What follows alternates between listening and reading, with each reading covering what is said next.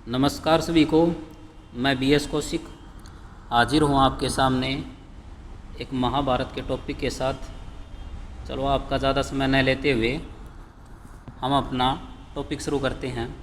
हमारा पहला प्रश्न है, महाभारत में कितने पर्व हैं? तो महाभारत में पर्व हैं दोस्तों 18 पर्व हैं और 18 दिन ही युद्ध चला था। कितने दिन युद्ध चला था? 18 दिन। और अंत में 18 योद्धा बाकी बचे थे। 18 योद्धा बचे थे, अर्थात जिंदे बचे थे। हमारा अगला प्रश्न है, महाभारत के प्रथम पर्व का क्या नाम था? तो महाभारत के प्रथम पर्व का नाम था आदि पर्व। आदि पर्व में क्या दिया गया है? तो आदि पर्व में दिया गया है पांडवों व कौरवों का जन्म। कौरवों का जन्म, इनके जन्म के बारे में बताया गया है महर्षि वेदव्यास ने। तो हमारा अगला प्रश्न है, शिशुपाल वध व द्रौपदी चीरहरण किस पर्व में हैं? तो इन दोनों किस पर्व में हैं? ये हैं दोस्तों सभा पर्व में। इसमें क्या हुआ था? इसी के अंदर जुआ खेला गया था। सभा पर्व में ही जुआ खेला गया था और जुए में पांडव हार गए थे। भी पांडवों की हार हुई थी, इसमें युधिष्ठिर हार गए थे। और इसी पर्व में यानी कि सभा पर्व में ही द्रौपदी का चीरहरण हुआ था और शिशुपाल का वध किया था श्री कृष्ण ने। इसकी 100 गलतियां माफ़ करी थी। इसी के साथ हमारा अगला क्वेश्चन स्टार्ट होता है, सावित्री और सत्यवान की कथा किस पर्व में है? तो दोस्तों सावित्री और सत्यवान की कथा किस पर्व में है? ये है वन पर्व में। और वन पर्व में ही पांडवों को 12 वर्ष का वनवास मिला था। इस वनवास का भी वर्णन वन पर्व में मिलता है। हमारा अगला क्वेश्चन है, क्वेश्चन नंबर 5, किच्चक वध का वर्णन किस पर्व में है? तो किच्चक वध का वर्णन विराट पर्व में है दोस्तों। विराट पर्व में जब अज्ञातवास का 1 साल इन्होंने राजा विराट के घर बिताया था। राजा विराट के घर बिताया था। तो राजा विराट के घर इन्होंने अपने अलग अलग नाम रख लिए थे इन्होंने। जैसे अर्जुन का बृहनलल्ला,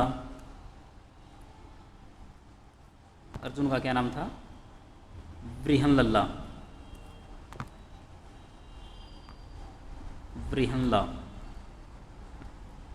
बृहनला नाम था। और जो हमारे भीम हैं, महान गदाधर, इनका नाम था वल्लभ। और युधिष्ठिर का नाम था इनका नाम था कंक। तो इसी के साथ हमारा अगला प्रश्न शुरू होता है। हमारा अगला प्रश्न है प्रश्न नंबर 6, महाभारत के युद्ध की प्रस्तावना किस पर्व में है? तो प्रस्तावना अर्थात जब महाभारत का युद्ध आरंभ हुआ था, आरंभ होने से पहले जब भीष्म पितामह ने जो रूल बताए थे कि किसी को पीछे से वार नहीं करना है या निहत्थे पर वार नहीं करना है, एक के साथ एक ही लड़ेगा। तो इसका वर्णन किस में मिलता है? उद्योग पर्व में मिलता है। हमारा अगला प्रश्न है, गीता का उपदेश किस पर्व में दिया गया है? ये पहले भी पूछा गया प्रश्न, बहुत बार प्रश्न पूछा गया है। ये है भीष्म पर्व में। और भीष्म पर्व कौन सा पर्व था? अब की बार ये पूछ ले कि पहला था, दूसरा, तीसरा, चौथा, पांचवा, छठा, कौन सा था? तो ये था छठा पर्व था, 6वां पर्व था ये भीष्म पर्व। इसी में गीता का उपदेश दिया गया था। और गीता में कितने श्लोक हैं दोस्तों? गीता में श्लोक हैं 700 श्लोक। गीता में 700 श्लोक हैं। और अध्याय कितने हैं? अध्याय हैं इसके 18। हमारा अगला प्रश्न है, चक्रव्यूह का वर्णन किस पर्व में दिया गया है? चक्रव्यूह का वर्णन दिया गया है द्रोण पर्व में। क्योंकि आपको पता है पहले 10 दिन तक तो भीष्म पितामह ही सेनापति रहे थे। भीष्म पितामह सेनापति रहे थे। 10 दिन के बाद फिर द्रोण रहे थे, गुरु द्रोण रहे थे। ये रहे थे 15वें दिन तक, 15वें दिन तक गुरु द्रोण रहे थे। फिर 16वें और 17वें दिन, 16 और 17वें दिन कर्ण रहे थे, कर्ण सेनापति रहे थे। हमारा अगला प्रश्न है दोस्तों, कर्ण, कर्ण का वर्णन, कर्णवध का वर्णन किस पर्व में किया गया है? तो ये किया गया है कर्ण पर्व में। ठीक है दोस्तों, कर्ण पर्व है, कौन से नंबर का पर्व है कर्ण पर्व? ये है 8वें नंबर का, कर्ण पर्व है 8वें नंबर का। ठीक है दोस्तों, इसमें कर्ण सेनापति थे, कर्ण सेनापति थे। हमारा अगला क्वेश्चन शुरू होता है, प्रश्न नंबर 10, युद्ध के अंतिम दिन कौरवों का सेनापति कौन था? तो बहुत ही अच्छा क्वेश्चन है। युद्ध के अंतिम दिन कौरवों का सेनापति कौन था? तो युद्ध अंतिम दिन था शल्य, 18वें दिन, 18वें दिन शल्य युद्ध का सेनापति था कौरवों का। हमारा अगला प्रश्न शुरू होता है, प्रश्न नंबर 11, द्रौपदी के 5 पुत्रों के वध का वर्णन किस पर्व में है? तो ये है सौप्तिक पर्व में। सौप्तिक पर्व में जब द्रौपदी के 5 पुत्र सो रहे थे, तब द्रोण के पुत्र अश्वत्थामा ने रात्रि के समय इन पर आक्रमण कर दिया और सोई हुई सेना पर आक्रमण कर दिया और इनके 5 पुत्रों का, द्रौपदी के 5 पुत्रों का वध कर दिया। तो द्रौपदी के 5 पुत्रों का वध का वर्णन किसमें मिलता है? सौप्तिक पर्व में। सौप्तिक पर्व कौन से नंबर का पर्व है? ये है 10वें नंबर का पर्व, जिसे हम अध्याय बोलते हैं। ठीक है दोस्तों, हमारा अगला क्वेश्चन है, युद्ध समाप्ति के बाद कुंती ने कर्ण के बारे में युधिष्ठिर को किस पर्व में बताया है? तो ये बताया है सत्री पर्व में। इसमें क्या था? इसमें युधिष्ठिर ने कुंती को श्राप दिया था। क्या श्राप दिया था? कि आज के बाद क्षत्रिय जाति के मन में कोई बात भी नहीं रहोगी, वो अपनी बात जल्दी से जल्दी दूसरे व्यक्ति को बता देगी।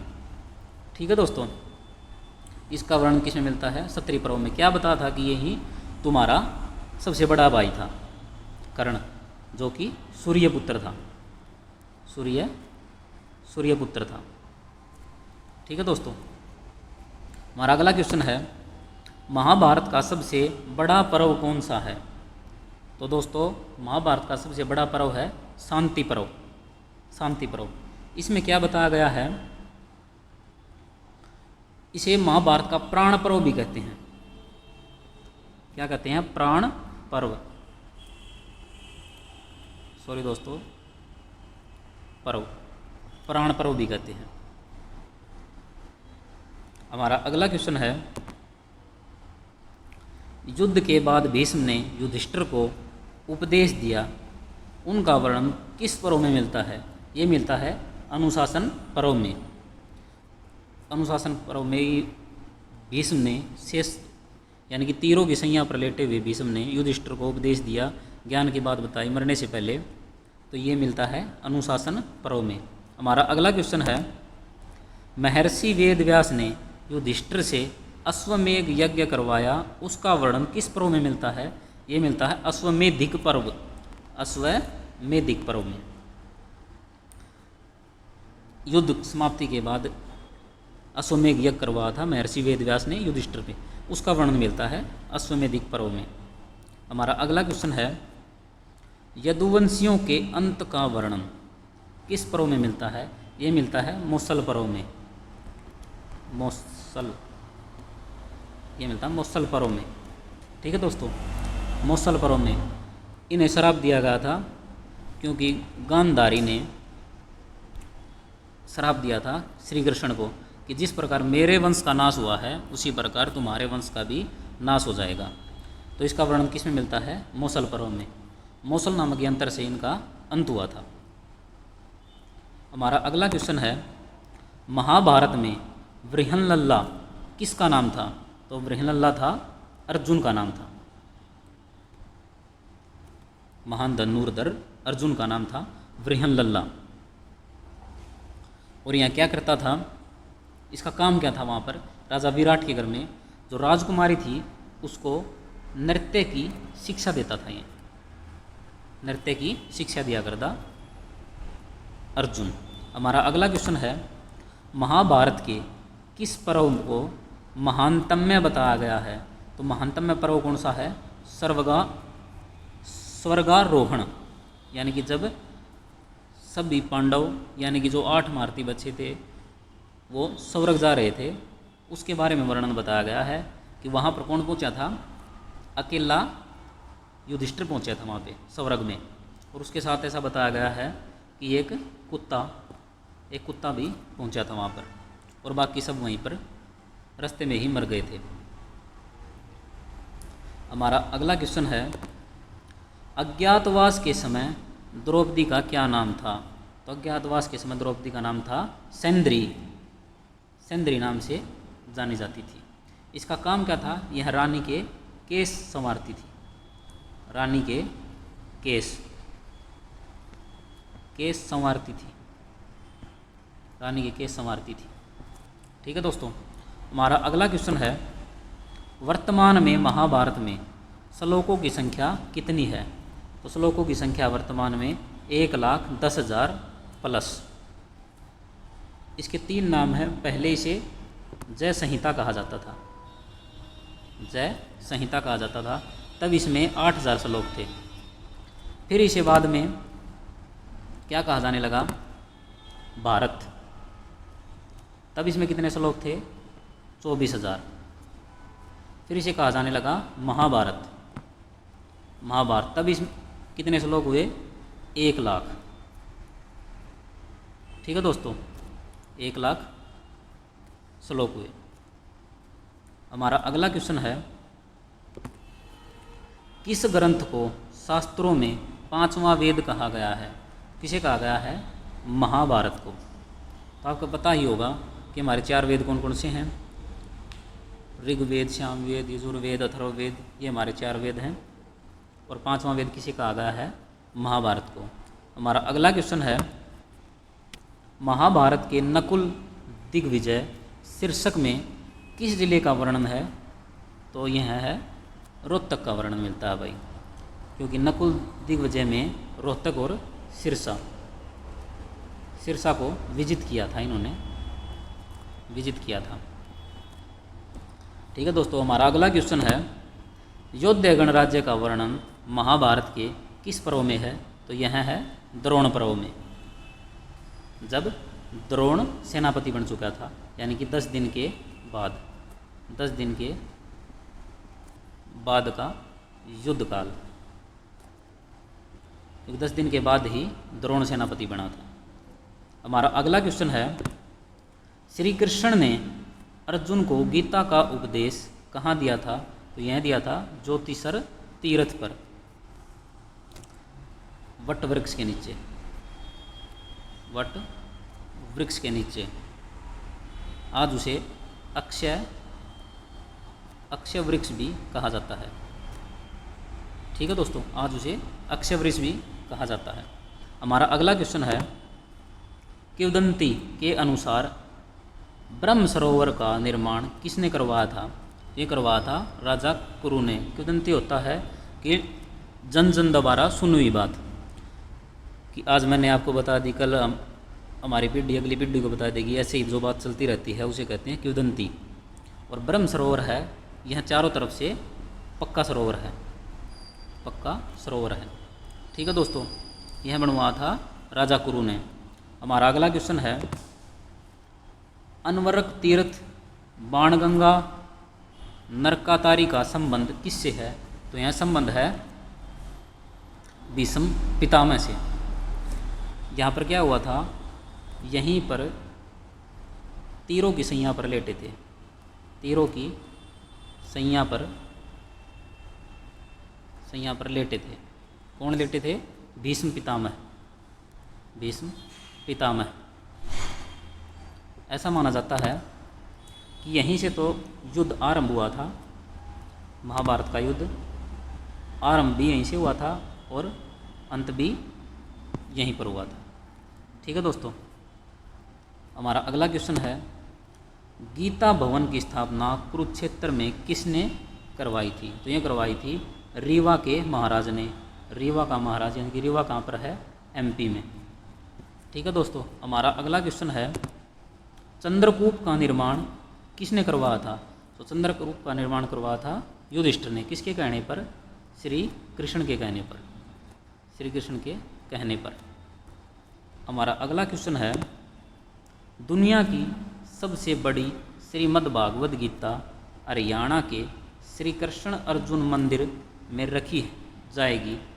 यह कहाँ पर तैयार हुई है? यह तैयार हुई है इटली के मिलान शहर में।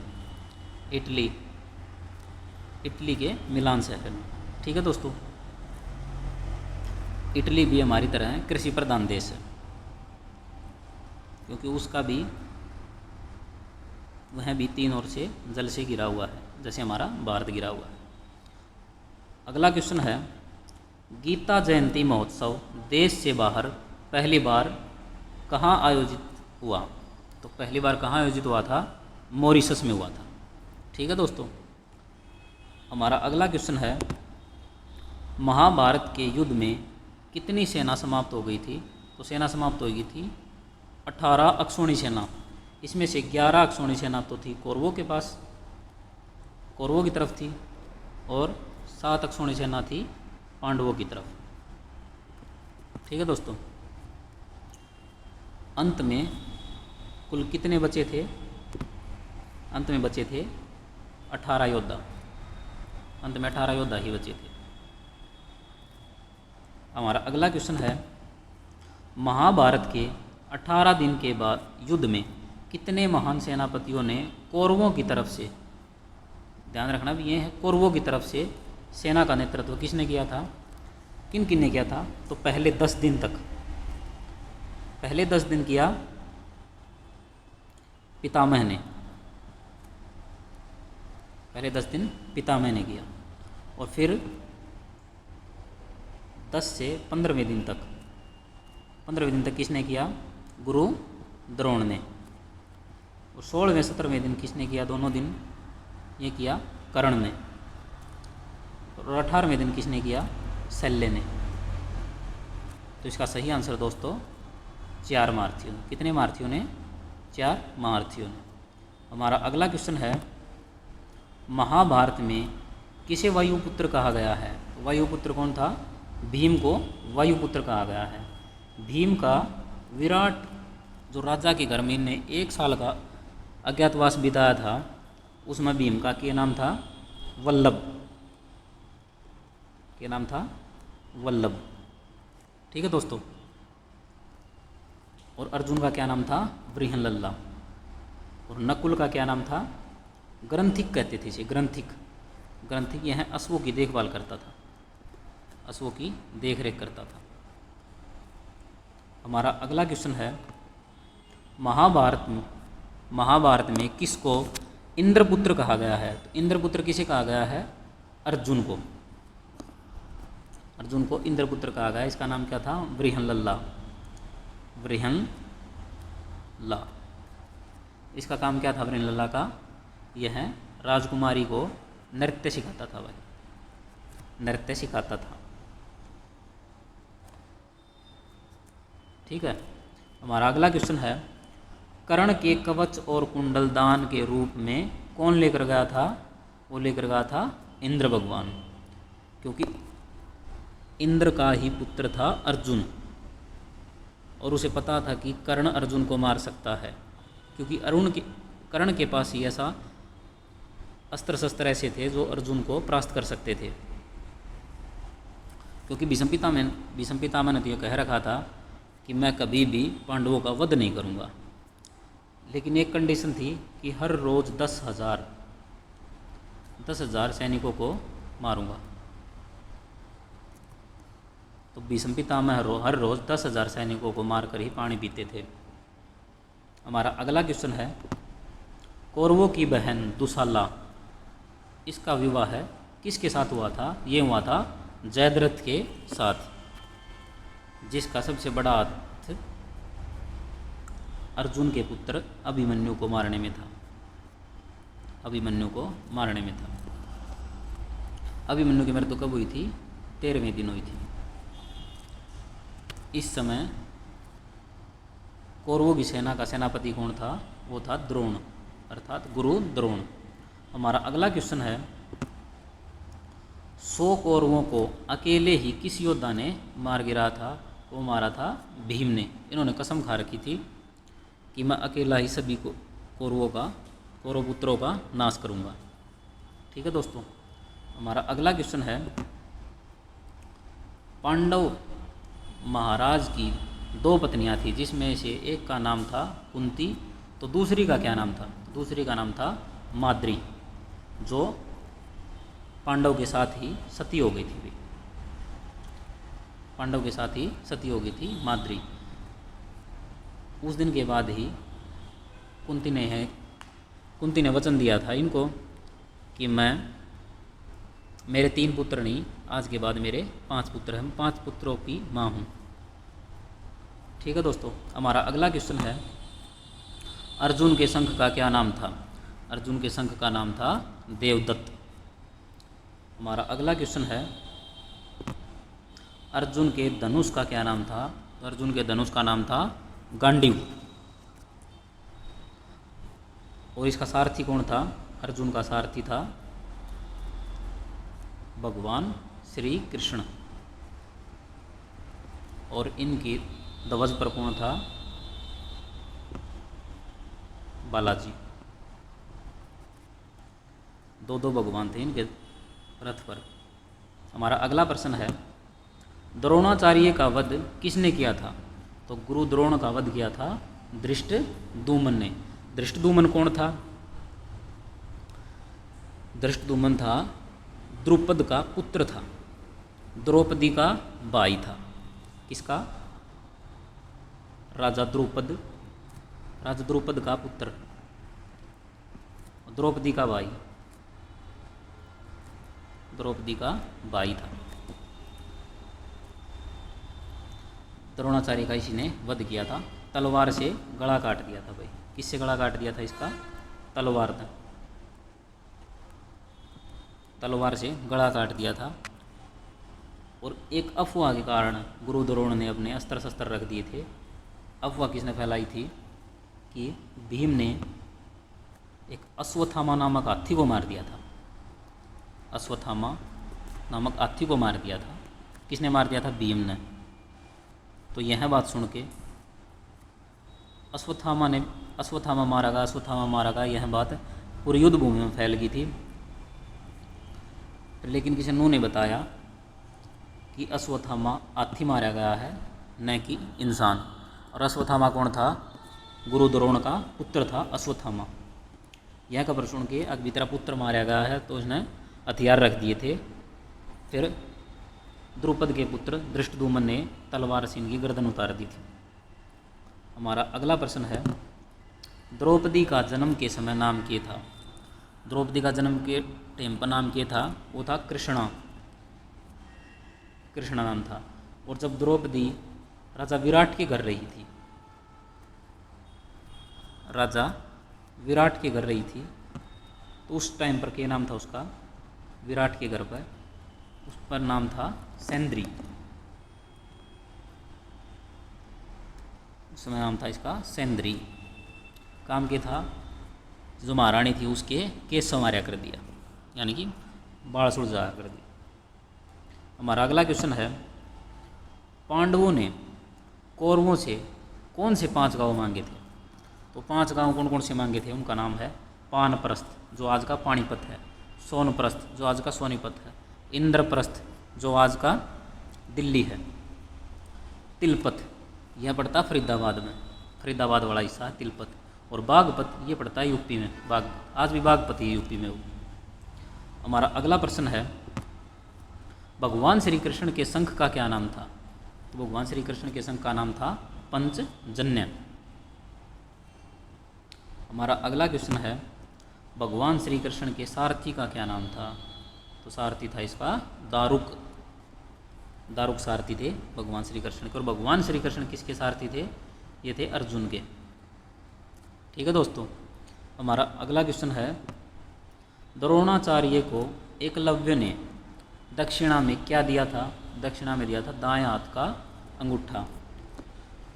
गुरु द्रोण ने पहले भी रहा था कि यो जो धनुर्धर है कभी ना कभी कौरव सेना पर भारी पड़ सका है, क्योंकि वो सबसे जबरदस्त योद्धा था।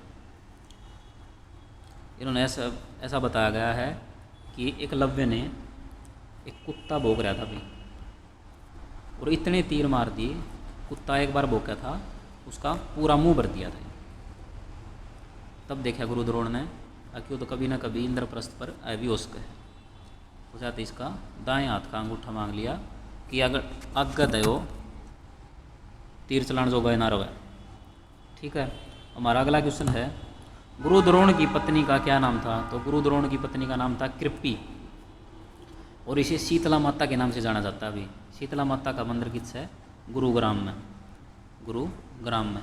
इसे चेचक की देवी भी कहते हैं भाई, चेचक की देवी, इसे चेचक की देवी के नाम से भी जाना जाता है।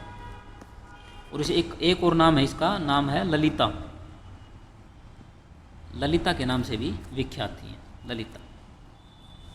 हमारा अगला क्वेश्चन है, भारत सरकार ने सर्वश्रेष्ठ कोच को गुरु द्रोणाचार्य अवार्ड देने की घोषणा कब की थी? तो ये की थी 1985 में,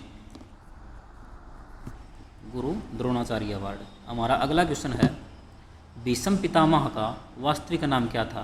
तो भीष्म पितामह का वास्तविक नाम था देवव्रत, यह गंगा के पुत्र थे भी, इसे गंगा पुत्र भीष्म भी कहा जाता था। और इसके पिता का नाम था शांतनु, और शांतनु ने इसका वरदान दे रखा था,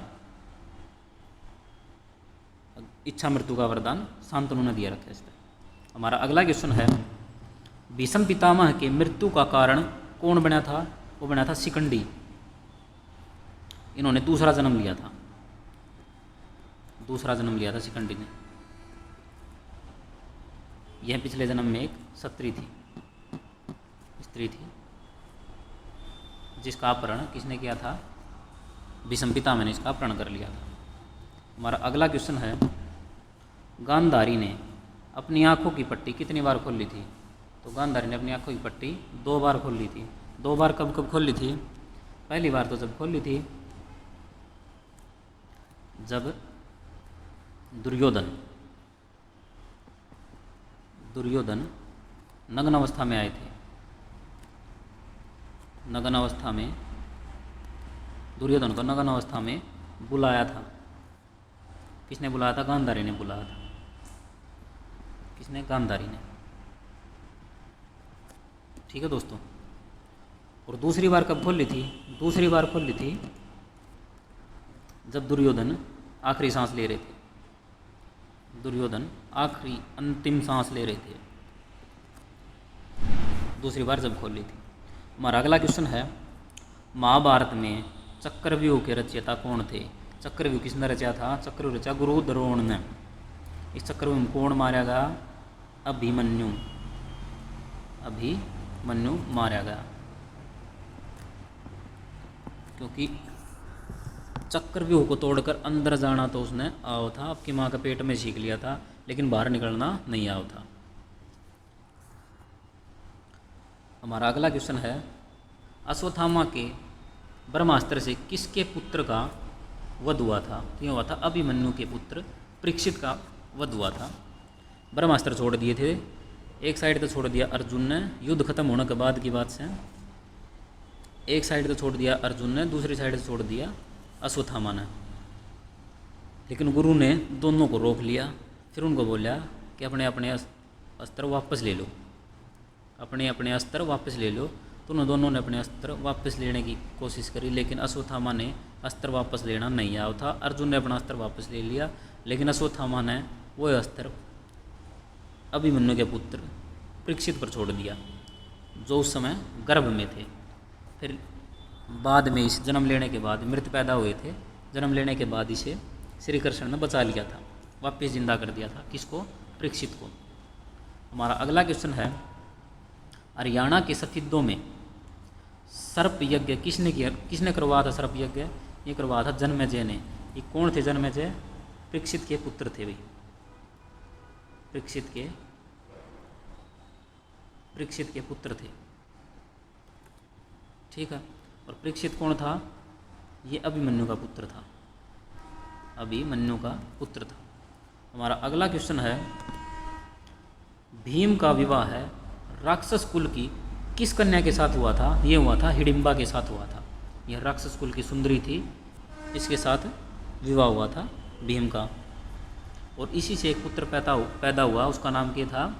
घटोत्कच।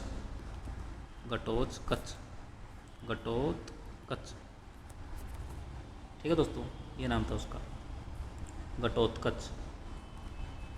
हमारा अगला प्रश्न है, भीम के पुत्र घटोत्कच का वध किसने किया था?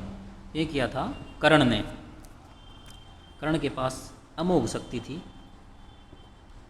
अमोघ शक्ति, जिसका प्रयोग वह केवल एक बार कर सकता था।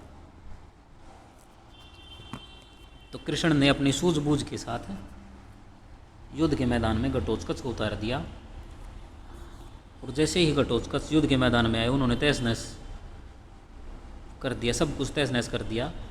तब दुर्योधन ने कहा था कि जो अमोघ शक्ति है, तू किस टाइम पर चला होगा? कर्ण को बोला था। फिर कर्ण ने बोले, तो मैंने राख रखी है अर्जुन खत्र, अगर मैं ईब चला दूंगा तो फिर अर्जुन जिंदा रह जाएगा। न बोले अगर यो मार देगा तो फिर क्या कराएंगे? फिर धरी राखी तरह अमोघ अस्त्र ने। तब किसने? कर्ण ने अमोघ अस्त्र से घटोत्कच का वध कर दिया था। हमारा अगला क्वेश्चन देखो, महाभारत के कौन से दिन भीष्म पितामह परास्त हुए थे? तो भीष्म पितामह हुए थे 10वें दिन। 10 दिन तक सेनापति रहे थे भीष्म पितामह, और इन्होंने कहा था जब तक मैं रहूँगा युद्ध भूमि में तब तक कर्ण सेनापति नहीं होगा। तो हमारा अगला क्वेश्चन देखो भी, महाभारत के युद्ध में अभिमन्यु का वध कौन से दिन हुआ था? ये हुआ था 13वें दिन। 13वें दिन अभिमन्यु मारा गया था। तब उनका सेनापति कौन था? गुरु द्रोण सेनापति था कौरवों का। अगला प्रश्न देखो भी, बलराम व कृष्ण की बहन सुभद्रा का विवाह है किसके साथ हुआ था? तो सुभद्रा का विवाह हुआ था अर्जुन के साथ, जो कौन थी? कृष्ण और बलराम की बहन थी। अगला प्रश्न है, महाभारत के युद्ध की समाप्ति के बाद कितने महारथी बचे थे? तो ये बचे थे दोस्तों 18 महारथी बचे थे अंतिम दिन। ठीक है दोस्तों, तो इसी के साथ हमारी ये सीरीज समाप्त होती है। धन्यवाद दोस्तों।